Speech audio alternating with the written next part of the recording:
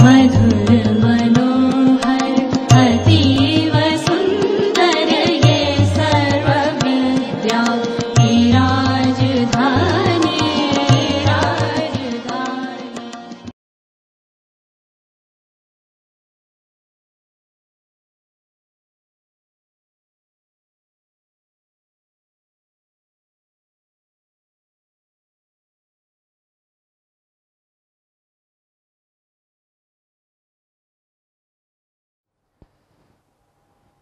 Well, my dear students, now we are again back to the powder metallurgy lectures. In the last lecture, in the previous lecture, we discussed the basics of powder metallurgy route for forming different shapes and size. And you have come to know that the powder metallurgy process has been very useful as compared to the forging processes and other, and the cost wise also it is good enough. The strength wise it is lower, but on other aspects it is quite good. So, in this lecture we are going to discuss the forming processes. How do you make products using powder metallurgy route? We would also see a comparison of the cost as well as when you perform the machining operations to produce products, when you perform forging operations. We would also compare costs, and we would also compare some kind of isostatic pressing, how you do, sintering usually how you do, rolling operations how you perform, and extrusion how do you perform, and then their cost analysis with different case studies we would discuss, and then a very popular process now emerging as your diamond tool. How do you make diamond tool? So, with this specific application we would see how, what is the method you are going to make a diamond tool. Then the direct method and selective laser sintering process we would also speak a little bit how you do, and then other the SLS process. So, let us start with. So, look at this forming processes. So, usually with powder metallurgy, if you remember the 3 step, the powders, making of the powder, then making mixing of the powder, and then making compacts, sintering, and then post processing. So, 5 step process. So, when you apply for different way for forming, so look at this one where the filling, how do you fill the die? So, that means how do you have a feed shoe, usually as shown here, the die is there, and then there is a lower punch. You put a lower punch like here, and you have a feed stock like here, we call it as a feed shoe. So, from which you are going to put the powders, the mix of the powder along with binders and whatever lubricants and all that, you mix with through this feed shoe, okay, and then there is a lower piston, and then once you fill it in the die, that is how it has been shown in slide in the number 1, the filling. Then once it is filled, then you have another upper punch, like in 2, the feed shoe is taken back, and now you put a upper punch, and the lower punch remains slightly up, and then the upper punch applies a pressure, and so the whole volume will reduce as, and that is how it is called as pressing in step number 2. Once in pressing is proper pressing has been taken up, you remove the upper punch as in the step 3, and you eject the product. So you have to remove the upper punch and then you lift the lower punch so that the part, or we say the compact, is ejected out as shown here. Okay. So that is the way. So as I said, the hot isostatic pressing, when you press to make a bigger, better density, you may perform hot isostatic pressing. Hot isostatic pressing, the advantage is that you apply a pressure from all sides equally. So the density, you get a very uniform density, as shown here in figure 1, where you fill a can here. Suppose you want to make a can, in that case what you are going to do. So you fill the whole area of the can as you see here A. In the figure B, you apply a vacuum, so back out all other things. So you apply a vacuum so that the whole area is filled up, okay, within the vacuum chamber, and then you fill it, put these the whole set into the hot static isostatic press. So this, if you look at the hot isostatic press as shown in C, you have a heating coil all around as here, and there is a isostatic pressure working, and therefore you apply a pressure uniformly from all sides, right. And the temperature also, you can have a temperature for increasing, that is and then for the soaking period, and then the cooling time, and the pressure accordingly. You see the plot, pressure versus time and temperature versus time. You see the temperature, increasing temperature of the heating coils, and then remaining for some times on that same, and then dropping it down, and the pressure similarly, increasing pressure and then remaining for some times and then dropping there. And once it is done, then you take out the part as shown in D, and that is how you remove the can. So that is a simple way how the hot isostatic pressing is being done. As far as the sintering is done, as I said, the particles, pores are to be very close. If the pore size are bigger, the sintering may have problem. So that is how you require a proper compact, and if you look at the sintered particles there you have usually. So this is a for the sintering you may require a continuous belt furnace like here. So you have the furnace, within the furnace, sintering furnace, which is shown here, and this continuous belt furnace, you shows the loading point, where is the entrance, and then you have the preheating, then high heat zone, and then you have the gas inlet where the gas will come out as shown in the furnace also on the top.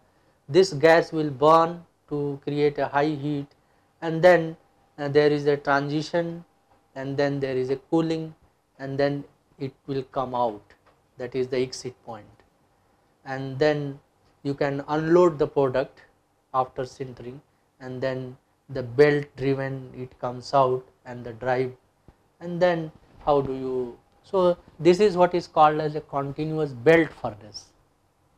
So the furnace zone, then the belts are there all around, and the unloading point, loading point, and all that it is shown, just to give an idea how a continuous belt furnace look like.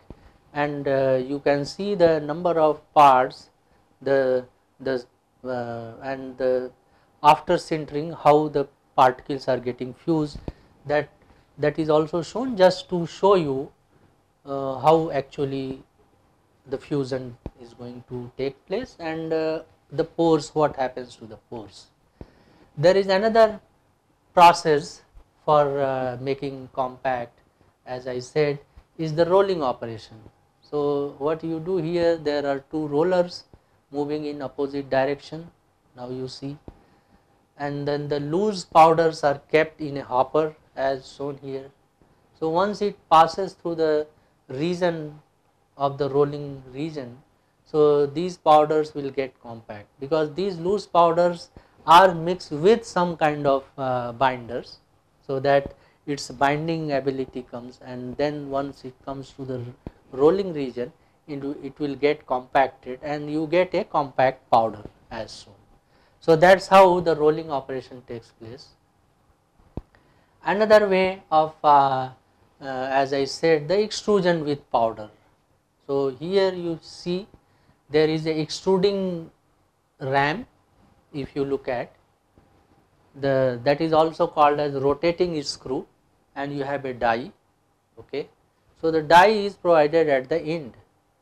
So these metallic powders, it is fed through the top through a feeder as shown here in this case, and you can see how the rotating screw goes onward, and the metallic powder comes in, and how it transports inside, and because at the end how the die is kept, you see the die is marked, and then the whole powder goes through a die opening where it gets compacted, and that is how you get the extruded profile. That is an example, the extrusion with powders. Another, if you compare the cost, let us see the cost analysis by taking some case study. So in this case, the production of notch segment for truck transmission is taken up here. So we are going to consider the raw material utilization and energy requirement of various manufacturing processes, like here. Say as far as casting is concerned, you require the raw material utilization is around 90% in case of casting, and as far as the energy requirement is concerned, per kg of the finished product, it is around 30 to 38 unit.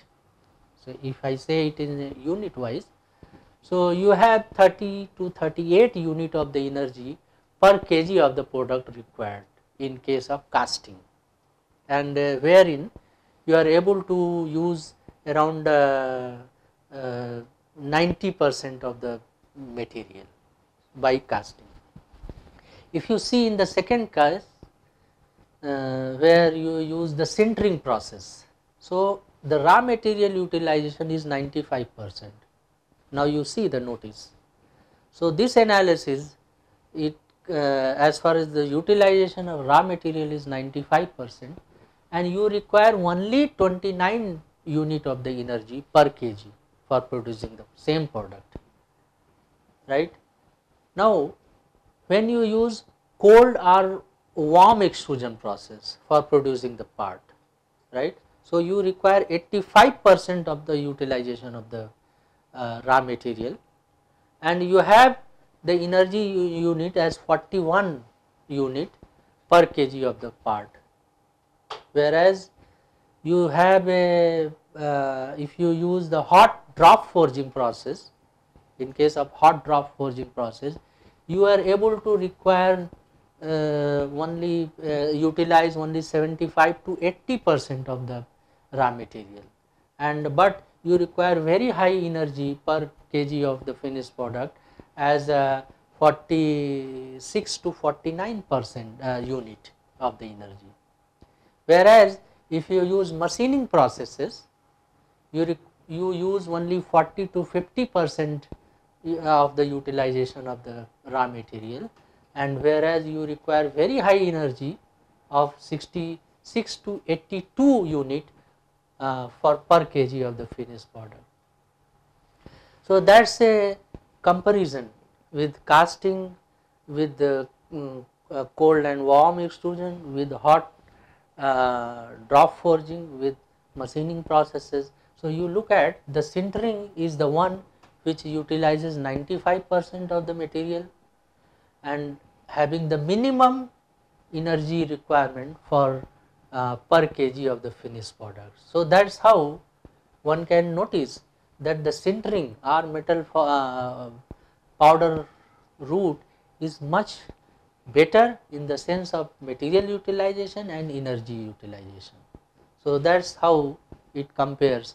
So you have around 75%. Okay, so that's a good thing. As far as the forging and machining is concerned, which is a conventional method, this slide shows, say for an example, if you take a material of this alloy 16 MnCr5, which is there is a need of annual requirement of around 60,000 unit, and the finished part weight is around 300 gram, and used weight is around 550 gram, and material loss is around 250. So once you compare with the machining and forging, whereas what you do as far as the processes are concerned, you see you do for the machining, you shear off the material, then you require annealing and preheating. The finished forging you perform then as far as the forging is concerned. So then hot deburring, annealing, again descaling, sizing, grinding, boring, countersinking, broaching, milling, hardening, cleaning, grinding, and all those steps you require for producing the forged parts. And you require a lot of machines like hammers, the annealing furnace, drop hammer, forging presses, shears, jet units, and all other many things. As far as the total energy kg watt hour per piece is concerned, you require 2847 kilowatt per hour, and the expenditure of the percentage of the total energy is around 100% if you take. So this is the what's the energy consumption per number of pieces per year if you see this data. So this is what the situation with forging.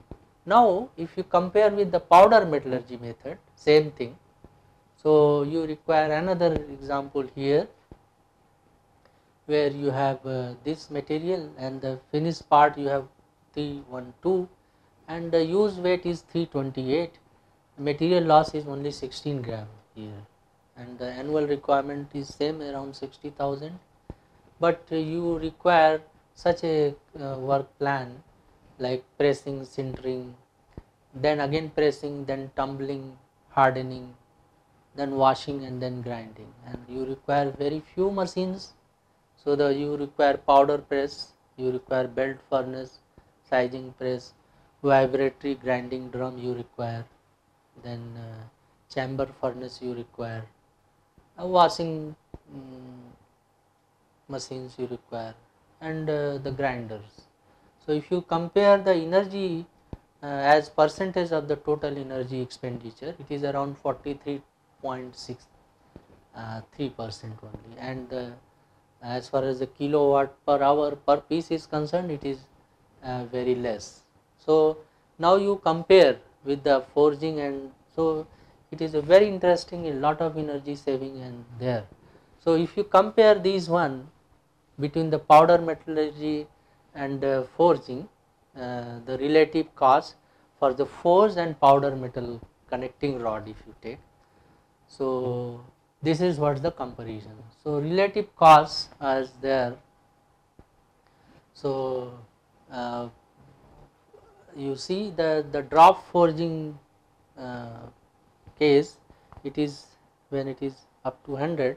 So, powder metallurgy blank initially, the drop forging blank is if it is 100 unit cost.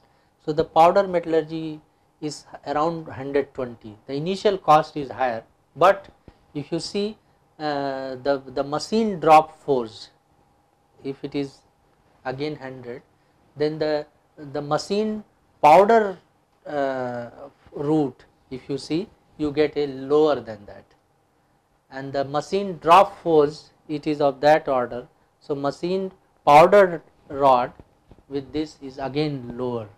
So, that is what makes a comparison between the powder metallurgy and the forged parts as far as the connecting rod is concerned. So, another, this shows a good thing. So, what one can conclude out of this?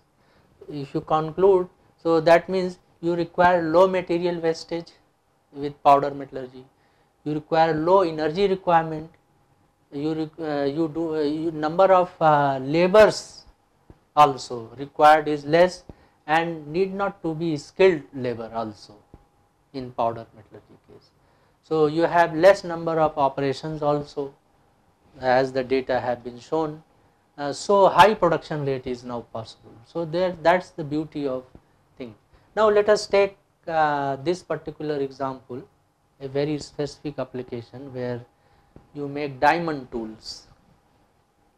So, how do you make diamond tools? So, as far as the diamond tool is concerned, how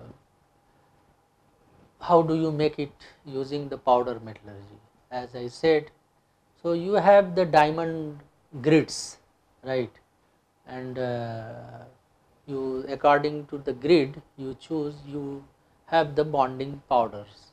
So, you mix these bonding powders, that means diamond grids along with bonding powders, you mix it, and then you put it into the mold filling and cold pre-pressing you perform. So, right, and that is how you can go for the hot pressing operation, and then after hot pressing the diamond impregnated segments are produced. So, these diamond impregnated segments are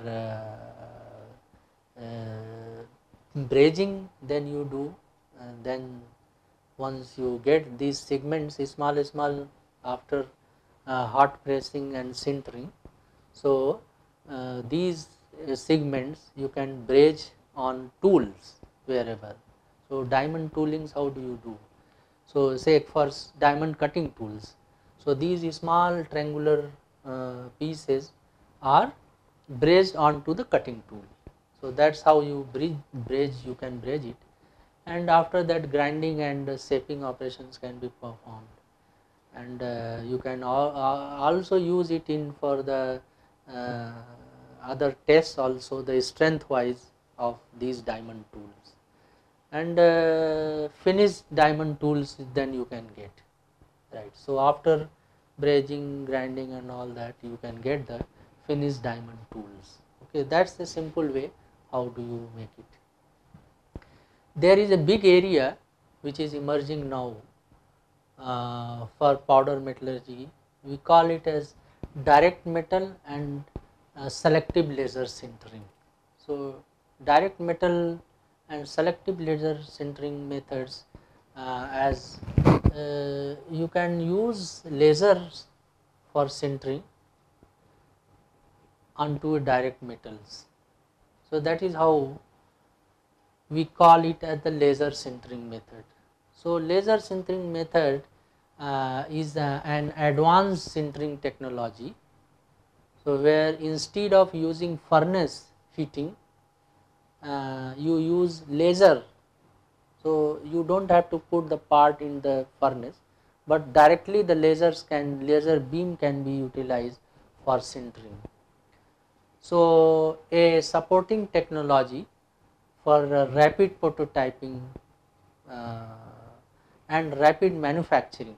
So, that provides compressed time to market solutions, where prototype parts and tools are produced directly from the CAD model.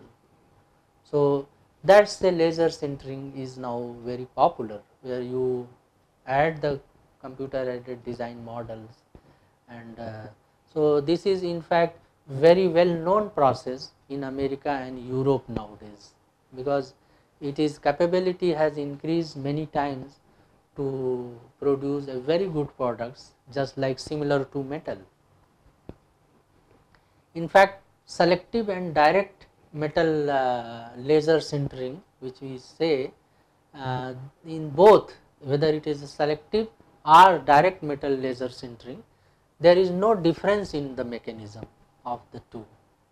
So selective laser sintering, where it is a procedure by which usually non-metallic powders, like these non-metallic powders are sintered into the shape of the required prototype. Okay, and the most commonly used materials for this process are polymers like wax and ceramics.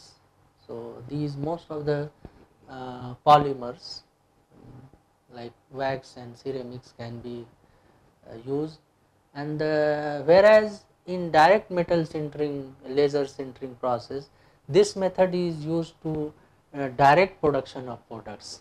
Like here there is no testing required, no prototyping is required, so directly you can use metal sintering, right.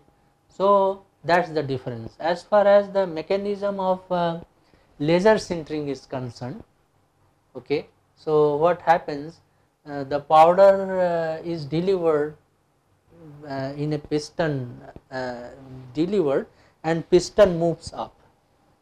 The roller, a roller comes which spreads the exposed powder over the top of the built cylinder.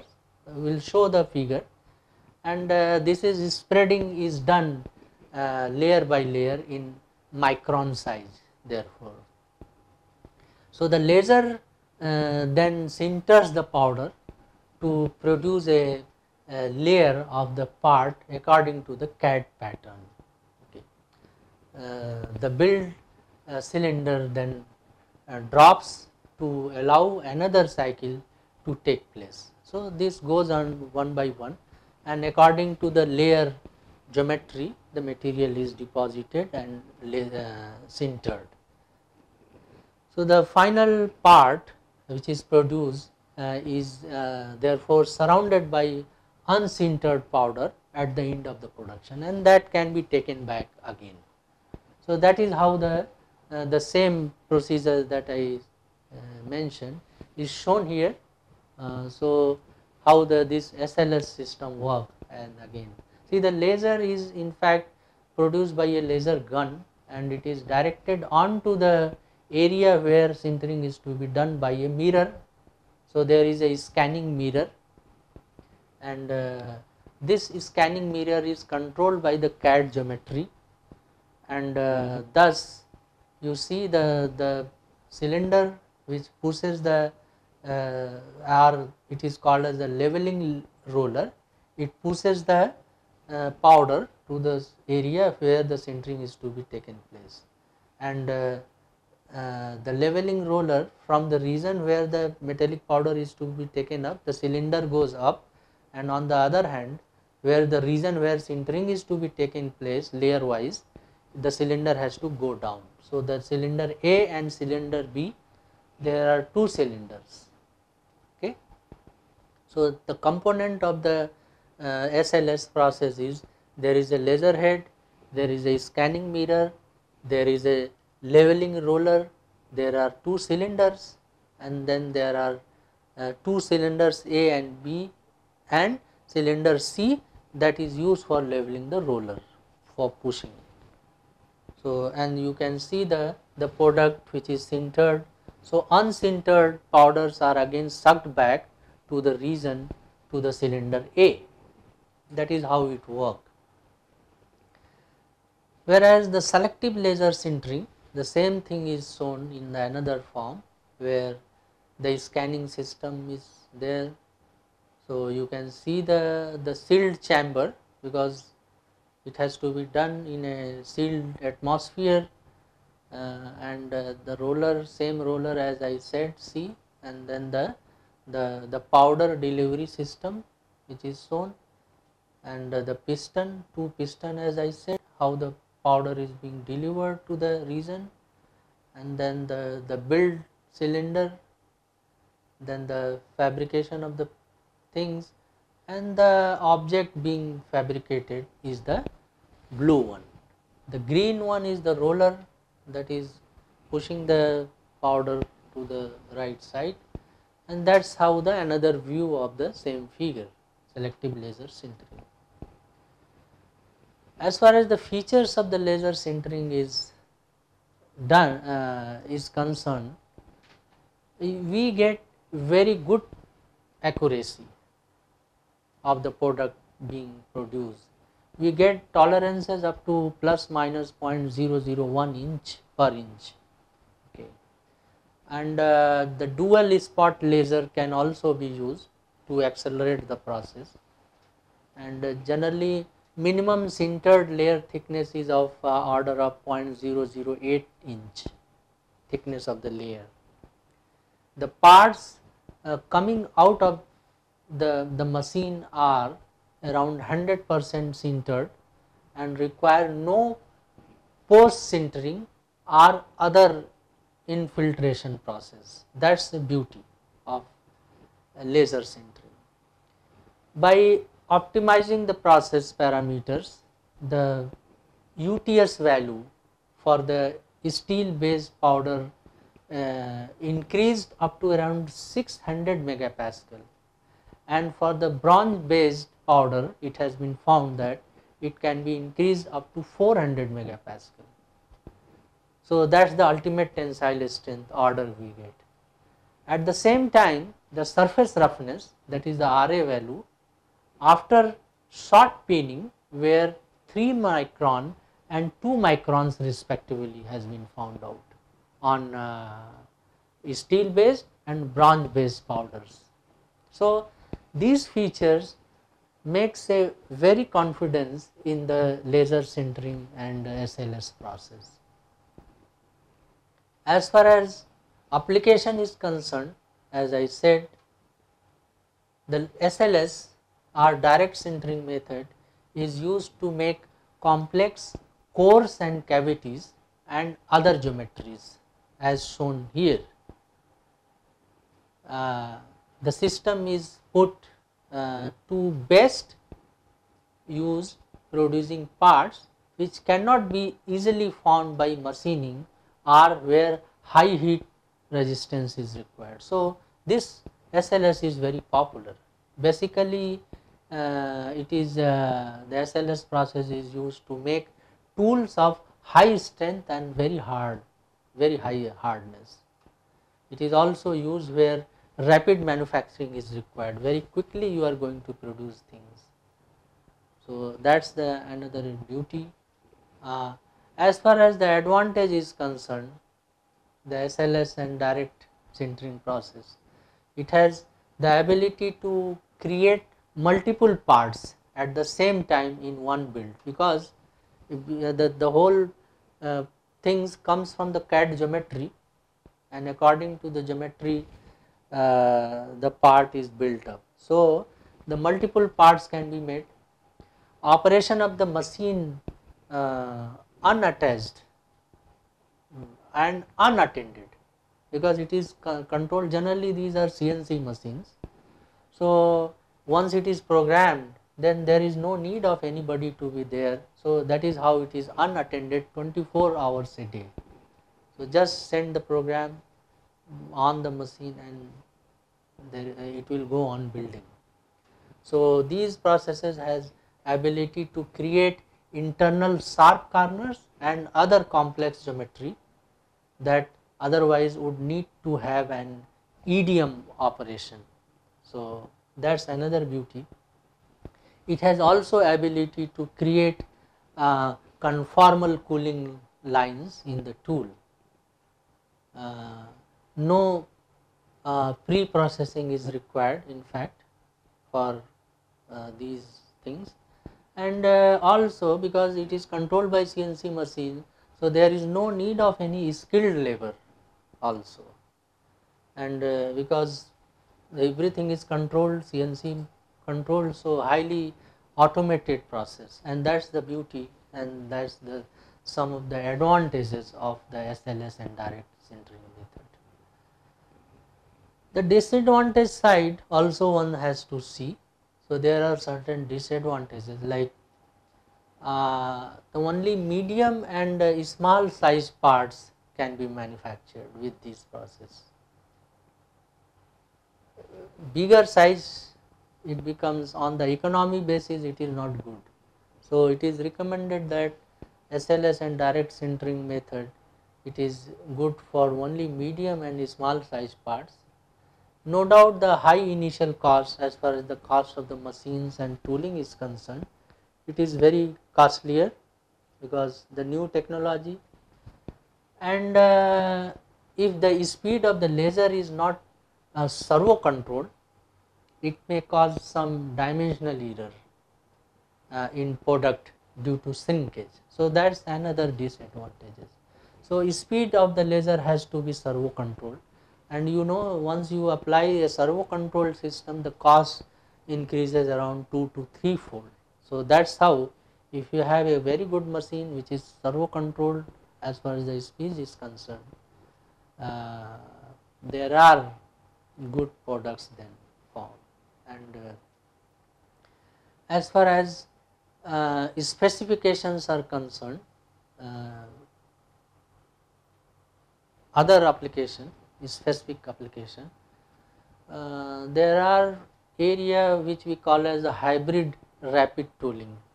So hybrid rapid tooling, where you use high speed milling,